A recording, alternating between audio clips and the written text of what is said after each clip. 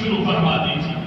پھر کہتے ہیں حضرت ابراہیم علیہ السلام نے لیٹے لیٹے آسمان کی طرف دیکھا، ستارے چمک رہے تھے، ماں پاس بیٹھی ہے، باپ پاس بیٹھا ہے۔ کہتے ہیں کہ ستارے میرا رب ہے۔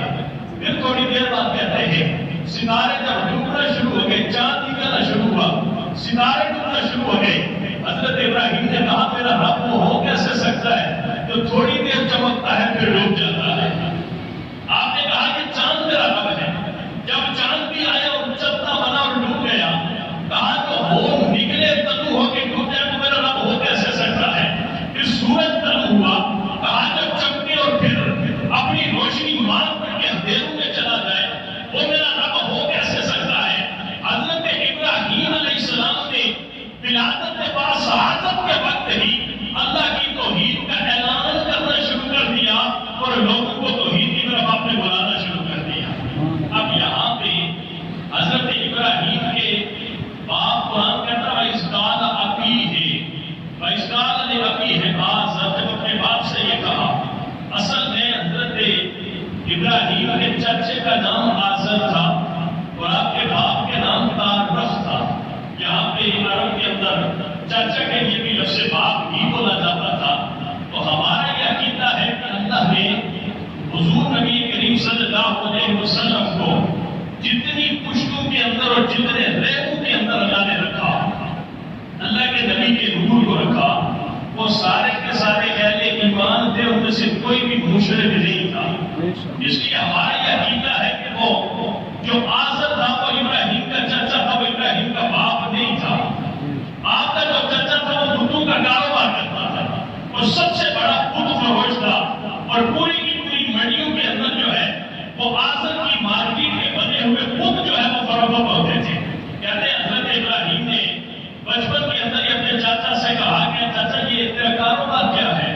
کہا میرا کاروبار یہ ہے کہ میں بت بناتا ہوں اور بت بنا کے مارکیٹ میں فروخت کرتا ہوں۔ حضرت ابراہیم علیہ السلام نے فرمایا کہ تم ان بتوں کو اپنا الہ مانتا ہے، سن میں تجھے اور تیری قوم کو گمراہی میں دیکھ رہا ہوں۔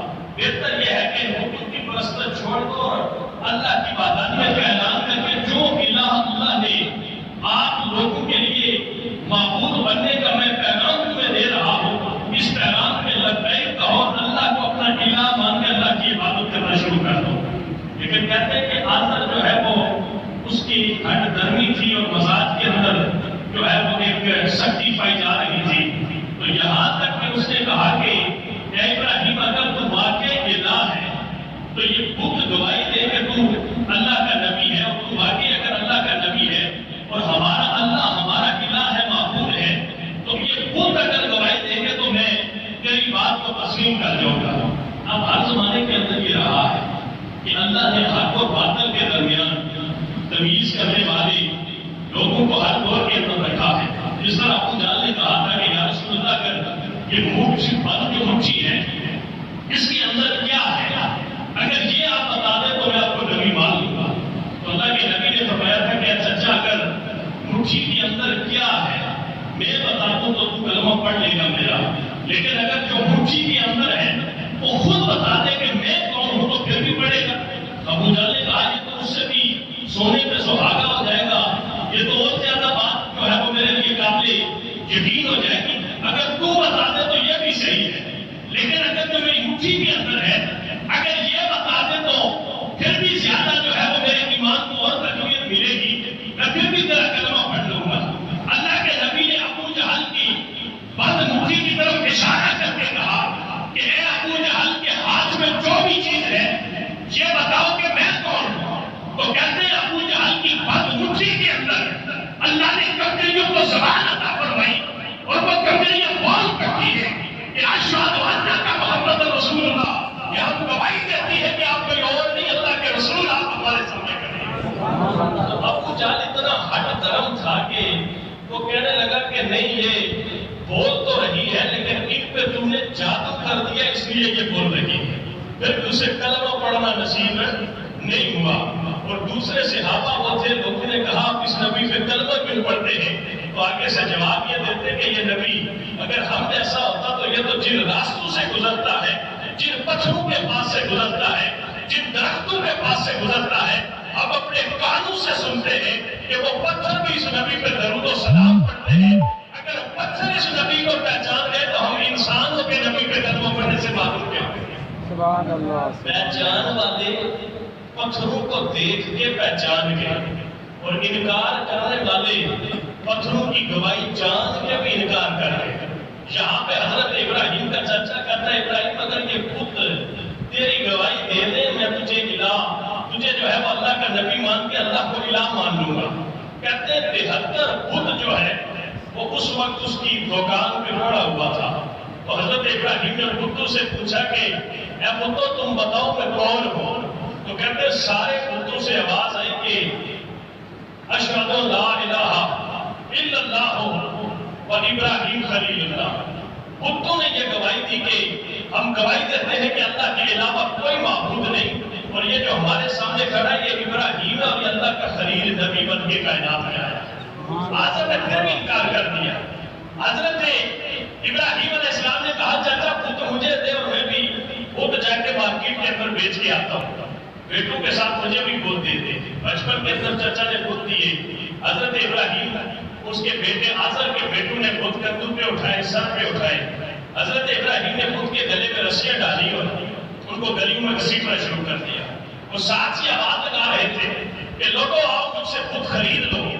وہ بت جو اپنی مصیبت کو نہیں ڈال سکتا میں گلے میں رسی ڈال کے گھسیٹ رہا ہوں اپنی تکلیف کو دور نہیں کر سکتا.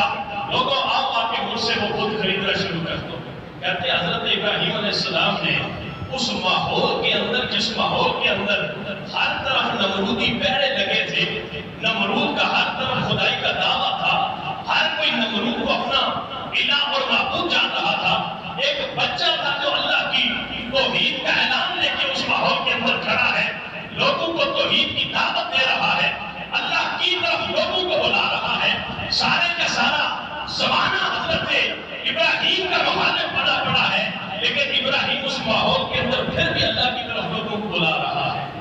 کہتے ہیں کہ بڑھیا نے کہا کہ اے بچے تیرا چچا کہاں ہے؟ کہا اماں جی چچا سے کیا کام ہے؟ کہا بیٹا تیرے چچا سے میں نے بت خریدنا تھا. کہا اماں تو بت چچے سے خریدنا میں بھی تو وہی بیچنے آیا. کہا نہیں مجھ سے اس لیے نہیں خریدتی کہ تو ان ہمارے بتوں کی بے حرمتی کرتا ہے تو انہیں برا بھلا کہتا ہے تو ان بتوں کے گلے میں رسی ڈال کے تو گلیوں میں گھسیٹ رہا ہے. میں تجھ سے اس لیے نہیں لیتی کہ تم ہمارے بتوں کا جو ہے وہ برا بھلا کرتا ہے انہیں برا بھلا کہتا ہے انہیں گال گلوچ کرتا ہے ان کی تصویر کرتا ہے میں اس لیے تجھ سے بت نہیں لینا چاہتا. حضرت ابراہیم نے سوال کیا اماں تو کیا تیرے پاس پہلے بت نہیں تھا؟ کہا بیٹا بت تو تھا لیکن رات کے وقت وہ بت میرا چوری ہو گیا. حضرت ابراہیم نے کہا اس رب کو رب مانتے کیوں ہو جو چور لے کے چلے جاتے ہیں؟ رب اسے مان لو جو اپنے آپ کی وہ حفاظت کر سکے. جو اپنے آپ کی حفاظت نہیں کر سکتا وہ تمہاری حفاظت کیا کرے گا؟ حضرت ابراہیم کا یہ جملہ سننا تھا تو بڑھیا کے دل کے دروازے کھل گئے اور پوچھنے لگی بیٹا کیا کوئی ایسا ہے معبود جو اپنی بھی حفاظت کر سکے اور ہماری بھی حفاظت کر سکے؟ حضرت ابراہیم نے کہا ماں وہی تو اصل الہ ہے جو اپنی بھی حفاظت کر سکتا ہے اور ہماری بھی حفاظت کر سکتا ہے. کہتے اس بڑھیا نے کہا وہ کون ہے؟ حضرت ابراہیم علیہ السلام نے سب سے پہلے جس بڑھیا کو کلمہ پڑھایا وہ وہی بڑھیا تھی جس نے حضرت ابراہیم کے ہاتھ پہ بیعت کر کے حالت بچپن کے اندر حضرت ابراہیم کو اللہ کا نبی مان کے اللہ کی توحید کا اعلان فرمایا تھا. یہ حضرت ابراہیم کی زندگی ایک کٹھن مرحلے سے گزری ہے. پیدائش سے لے کے ہی اللہ نے آپ کو آزمائشات کے اندر مبتلا کرنا شروع کر دیا.